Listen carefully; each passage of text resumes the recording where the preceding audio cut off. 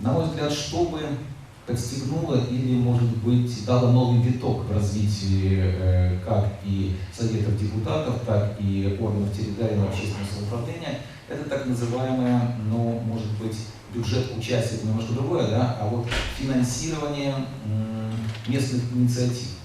Этот вопрос уже, ну, так вот, вскользь он обсуждался на президиуме областного совета депутатов, ну, в качестве тоже диалоговой площадки.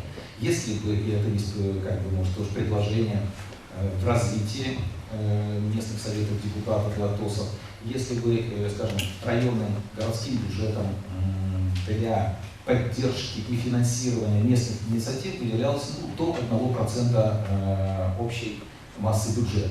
То есть, если мы возьмем по городу, опять же, для финансирования местных инициатив. То есть мы сегодня говорим, что как бы АТОСов не совсем у нас и много, их нет, но местных инициатив, я вас уверяю, их достаточно много. Начиная от благоустройства и заканчивая культурными, начиная спортивными проектами. Но профинансировать эти инициативы в рамках сегодня бюджетного законодательства практически невозможно из городского бюджета. Вот этот вот процент выделения средств, 1%, хотя бы 1% для города Витебска, да, он бы сегодня составил порядка 3 миллионов рублей. На сегодняшний день, я считаю, это значительная сумма.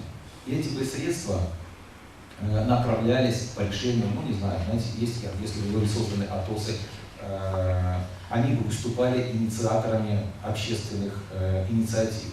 И рассматривалось бы на Совете депутатов, и было бы либо финансирование полное, да, этого проекта, либо софинансирование. Согласитесь, это сегодня немаловажно.